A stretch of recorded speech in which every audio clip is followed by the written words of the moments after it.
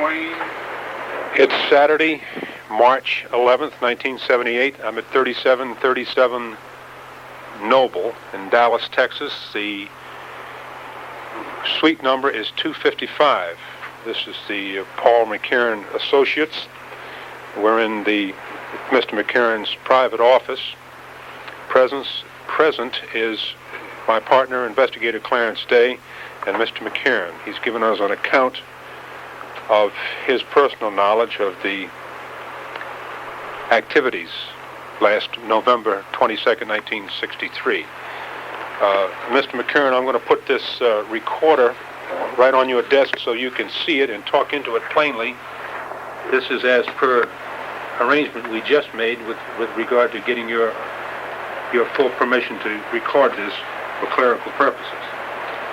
Okay, well, let me digress and tell you that I was one of the 5 investigators, 5 lieutenants that was appointed by Chief Curry to investigate the total happenings in Dallas right after the assassination. And as I was telling you just a few minutes ago, we accumulated all this information that you're looking at now. And essentially, as I said before, if Rio Sam Pierce, the lieutenant, had not pulled his squad car out the wrong way at the basement of the City Hall. Now keep in mind, you've seen the basement of the City Hall, haven't you? Yes, sir, I have. Okay. The whole plan was to take Oswald out, put him in the armored car on the south side of the building, the south exit. And during that period of time, we found out they did not have an escort. So Pierce came out in his car. He was going to pull all the way around the building and get in front of the armored car. So now, keep in mind, we timed all of this later on. We got you'll see the pictures there. We also had a timing mechanism on the video cameras, and also keep in mind that these cameras, you probably only saw the actual shooting, but these cameras were running about 10 minutes prior to the shooting. They were constantly going. I don't know if you're aware of that or not. And they picked up all the activity in the basement of City Hall, and they're on film and they're on file now with these various TV stations. They showed you everything that happened in the basement of the City Hall prior to the shooting. It's very unusual. And you'll see some of these films here. The pictures that I have there are still shots that we took off these video cameras that were constantly running down there. They turned these things on, let them warm up, you understand? So Sam pulled his car out the wrong way, and he's going to exit on the north side of the ramp. All right, Vaughn is a patrolman. He's working traffic. He comes up behind Vaughn. All right, first of all, he passes in front of the camera, and there's a picture there of him passing in front of the camera. And we timed all this, keep this in mind. But I keep saying we timed this because half a block down the street is Western Union, where Jack Ruby is. Now, I know your investigation is centering around the other part, but I'm telling you this as a sideline. So Jack Ruby's out the other end. And about the time that Rio Sam Pierce, or just a couple minutes prior to Rio Sam Pierce getting in his car, Jack Ruby is having a stamp put on a telegram. All right, now then, he is walking. And you'll see a reporting there about Jack Revel and I, where we timed him from Western Union until that particular point. And you couldn't have written a play or a diagram that was more precise. By this time, Rio Sam Pierce's car had pulled out onto right behind Roy Vaughn. Roy Vaughn doesn't know a car is coming out because a car never comes out of the basement of the City Hall. from that angle. It's a one-way entrance. So Vaughn apparently sees him coming out. He steps out and pulls the traffic back with him. Now we run Vaughn, I don't know if you know this now, but we run Roy Vaughn on the polygraph later on to make sure that this did happen. And he pushes the crowd back because there is a crowd there. Jack Ruby is walking all this time. He apparently sees Vaughn pushing the traffic back. He turns and starts walking down, undetected by anyone. At this time, God only knows, but at this time, Oswald is coming out. All right, now Blackie Harrison, one of the cameras picks up Blackie Harrison there. And Blackie he turns and sees Jack. He knows Jack. Now, Blackie's dead now, but Blackie knows Jack Ruby, and I even had a tape where a announcer had his mic up close enough to the whole scene, and Blackie says, "Jack, you son of a bitch," and while all this is going on. Okay? And you can see him from one of the cameras, you see his head coming down through the crowd. And I have the pictures there. And you see his head emerging into the crowd. I even had a voice deal there that you can almost read it, where Blackie's saying, "Jack, you son of a bitch," and takes his cigar out of his mouth and tries to get the gun. See, if it deflected the gun any at all, it would probably killed one of the police officers who was handcuffed there. But then, essentially, this is what happened. It couldn't have been timed more perfectly. I don't know how the sequence of events come about, but this is what happened, and that's the whole thing in a nutshell. Well, it's just one of those unusual occurrences. Sure. I want to make sure this Now, is done right. you'll see a map in there of a placement of everyone in the basement of City Hall. It's a diagram of the City Hall. I made up that diagram. Okay. Right. And questioned most of the people that were there in the basement of City Hall.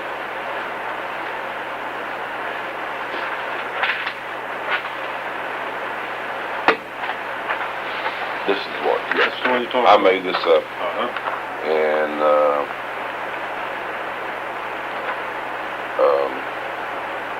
perhaps as a sidelight and amusing part about this, Captain O.A. Jones, we couldn't place him down in the basement of the City Hall. He was there. Oh. And yet we ran the cameras. And it was of interest to us at this particular time because he was in charge of the committee, and he'd become paranoid with the fact that we could not place him anywhere in the basement of the City Hall. And we finally were able to do this with about 12 hours. Otherwise, we're concerned with what appears to be a cardboard carton, roughly 2.5 feet by 1.5 feet, and maybe 12 inches deep. Seems to be 2/3 full, consisting of photographs, tapes, and file folders. And this represents the material that you've collected over the years, from at least that particular time. Right. And you've had constant possession of this ever since. Yes, I have. Okay, sir. Thank you.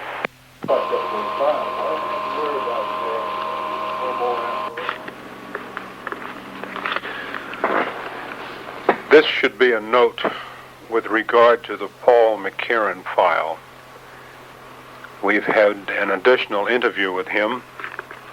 Today is Wednesday, March 15th, 1978.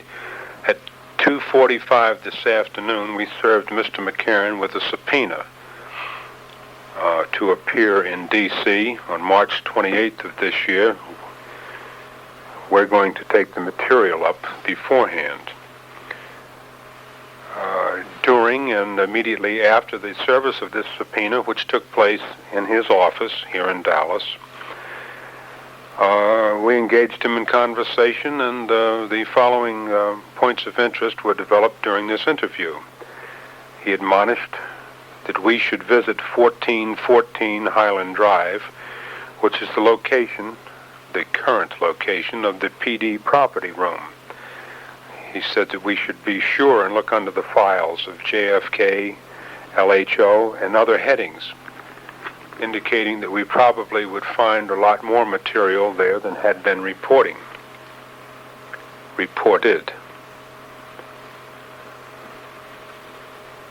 In another field, he suggests that we run down the Jennifer Junior's dress manufacturing company, supposed to be still located here in Dallas, although they were at 501 Elm Street. That's the building directly across the street from the TSBD. Houston Street separates those two buildings.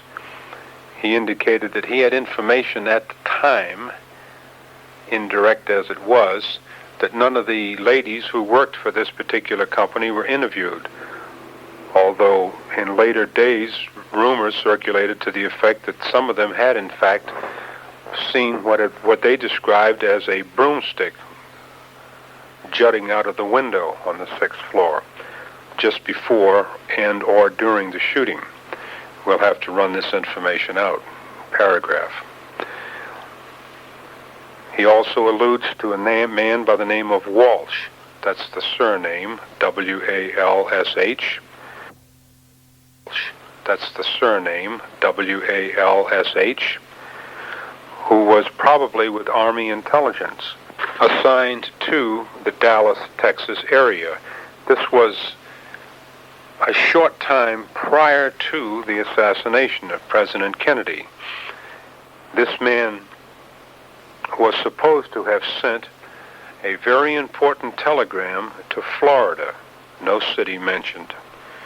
It concerned the statement made by Detective Stringfellow of the Dallas PD, made either to or overheard by Mr. Walsh, and alluded to a threat of some type on President Kennedy's life. McCagren's best information is that the now retired detective. This is a continuation of the interview dated March 15th, 1978, Wednesday, that emanated from the service of the subpoena on Mr. McCaghren. Continuing with this miscellaneous information, he indicated that we should check into Lieutenant George Butler, since retired, describing him as the man that held the handkerchief over his face. This is depicted in the photos of the Oswald shooting in the basement of the building by Ruby. He indicated that Lieutenant George Butler was extremely close socially with H.L. Hunt. Pointed out that Lieutenant Butler was responsible for starting the Dallas Police Association, and that the influence of H.L. Hunt in this particular endeavor was very obvious. It was clear that he had donated books, literature, etc. And by the time that these men had attended a meeting or two of this Dallas Police Association, they had the feeling that they were about to join the John Birch Society. Paragraph. He states that organized crime in Dallas was practically nil. Joe Campisi, not considered to be organized crime, more like the mafioso. There was a man who was referred to as the liquor store man. His name slips the retired assistant chief's mind at this time, but this man was very prominent, and probably still is, in the organized crime field, and he did have a liquor store located on Mockingbird Lane here in Dallas. Currently, the B&B Vending Company is owned by Cecil Bradshaw. This would be an updated who's who on organized crime down here. Paragraph. After the service of the subpoena, Mr. McCaghren offered what appears to be a tape encased in an aluminum framework, which is marked, it appears to be marked Wichita Falls. And he says, frankly, I've just come across this after all these years, and it may have some bearing on your investigation. On the other hand, if memory serves me, it may be concerned with a matter they had under investigation at the time, which concerned the then Lieutenant Governor Ben Barnes. There was a possible payoff assignment here, and until the assistant chief got the word, they were recording certain meetings. There's just a chance that this is a recording of one of those meetings. If it is, he asks that we disregard it. If it is not, we're welcome to use the material in any way we see fit. I advised Mr. McCaghren that we would include this in the inventory if, in fact, it did turn out to be germane. Otherwise, I would simply return it to him. Paragraph. As an aside, he adds that it was common knowledge in the circle of people who were in a position to know that H.L. Hunt would bet up to $50,000 a week during the football seasons here in Dallas. Paragraph. Mr. McCaghren alludes to a critical letter from Captain Will Fritz to Chief Curry, at which time Fritz indicated that he washed his hands of the situation. He was extremely critical of Curry, and Batchelor at the time was one of Curry's assistant chiefs. Paragraph. This tape is being made because of the happenstance atmosphere in which this interview took place. This afternoon, as we effected the service of the subpoena, we were without notebooks, recorders, or whatever, and I've jotted down some notes on the back of the envelope that contained the subpoena originally. Considering the condition of the notes, I'm rereading them while I still can. Paragraph. End of memo on this one. Thursday, March 16, 1978. I've just had another interview with Mr. McCaghren in his office at about 2 p.m. He had advised me that he was going to look up the address of Officer Stringfellow. And he says he's found same. His first name is Don, D-O-N.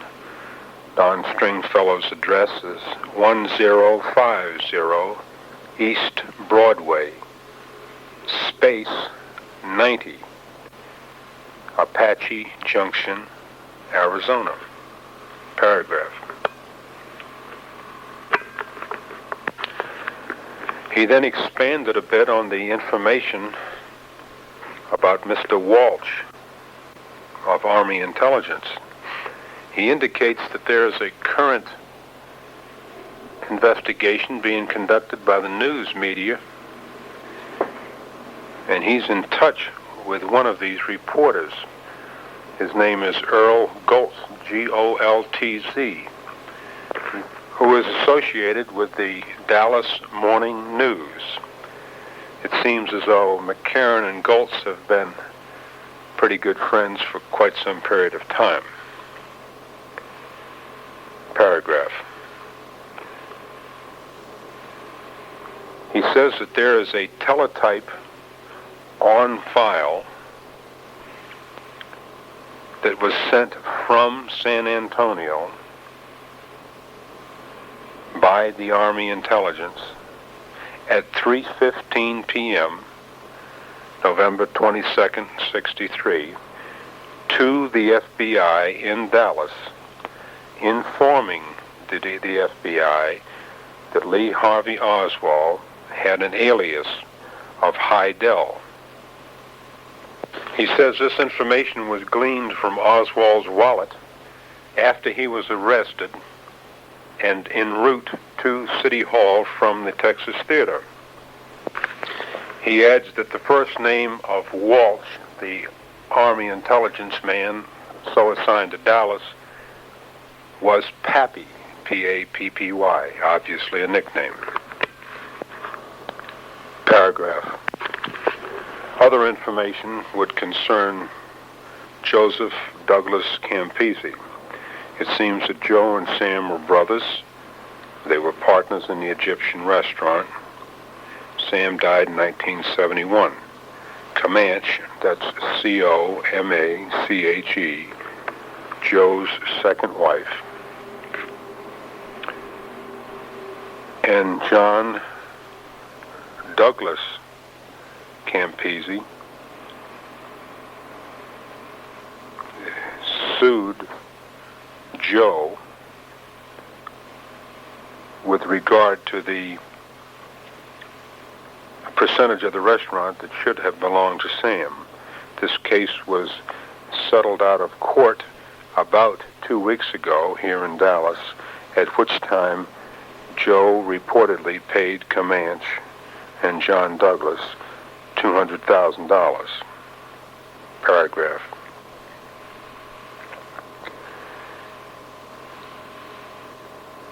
Joe Campisi, in the company of a man known as Annie, I'll spell that last name, I like in Ida, A-N-N-I, caught a flight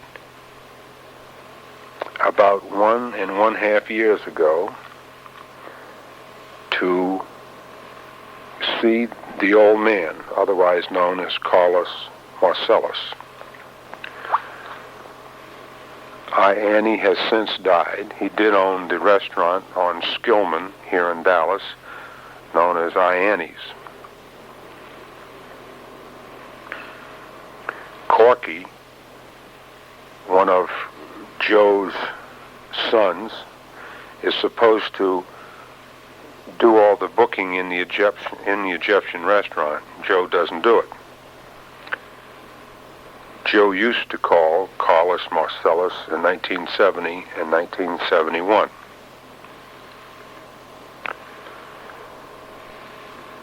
The Chateaubriand is run by an old man by the name of Boris, B like in boy, O-U-R-A-S. It's supposed to be some kind of a gambler down here. The PD originally set up some surveillance on him, but they didn't get very far with their recorded surveillance, in that the old man speaks nothing but Greek.